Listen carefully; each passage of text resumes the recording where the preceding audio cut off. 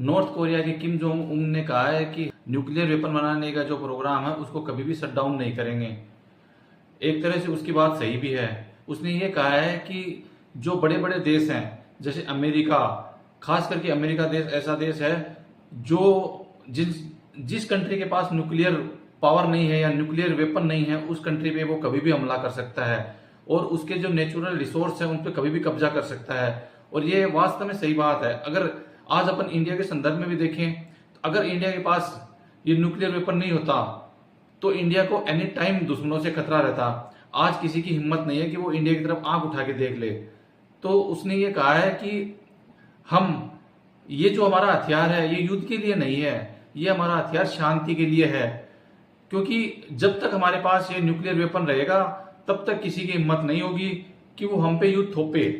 क्योंकि हर देश की एक संप्रभुता होती है। अगर आप बड़े देश हो, आप पावरफुल हो, इसका मतलब ये थोड़ी है कि आप किसी भी कंट्री पे जाके मतलब उस पर अटैक कर दोगे, उसके जो शासक है उसको मार दोगे या उसको किडनैप करके ले आओगे। दूसरी बात उसने ये भी कही, क्योंकि आज के टाइम में क्या है कि जो पावरफुल है वही सुपर पावर है, उसको रोकने वाला कोई नहीं है, ऐसी कोई संस्था ही नहीं है जो उस पर लगाम लगा सके। शायद ये जो हमारे पास न्यूक्लियर वेपन है इनको हम छोटी रेंज के लेकिन और मारक क्षमता के बनाएंगे और उन्नत किस्म के बनाएंगे ताकि भविष्य में हमारे ऊपर कोई किसी प्रकार का कोई अटैक नहीं हो।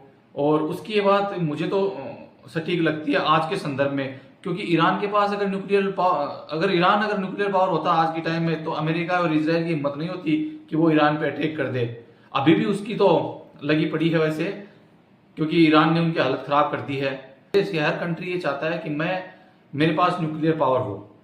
अब आज दुबई, यूएई, कतर, बहरीन ये चमकते हुए देश तो हैं लेकिन इनके पास सुरक्षा के नाम पे कुछ नहीं है। अमेरिका के एयरबेस बने हुए हैं और आज जब अमेरिका के एयरबेसों को टारगेट किया गया है तो उनके जो कांच के महल है ना, जिनको शीश महल बोलते हैं, वो चकनाचूर हो गए। उनके पास खुद का कुछ है ही नहीं, क्योंकि उन्होंने अपनी सिक्योरिटी पे कुछ काम ही नहीं किया। उन्होंने तो बस व्यापार किया, पैसे कमाए और शीश महल खड़े किए।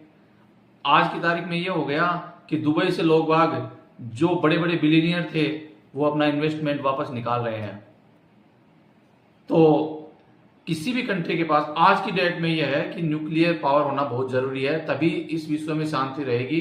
वरना इस विश्व में ऐसा ही चलता रहेगा। जब अभी जो चल रहा है ईरान में वैसा ही चलता रहेगा। इस युद्ध के चक्कर में कितने लोग जिनका कोई दोष भी नहीं है वो या तो मारे गए हैं या वो बेघर हो गए हैं, और प्रभावित कितने करोड़ लोग हुए हैं जिसमें हमारा देश भी है, शामिल है।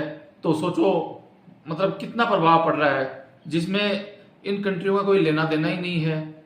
वो उनकी महत्वाकांक्षा थी कि ईरान को मटियामेट करना है और चलो चल पड़े, क्योंकि ईरान के पास न्यूक्लियर पावर तो है नहीं, बाकी वो कितना लड़ पाएगा। लेकिन उनका अनुमान गलत निकला।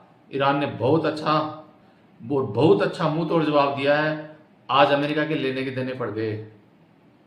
तो किम जोंग उन ने ये बात वास्तव में सही कही।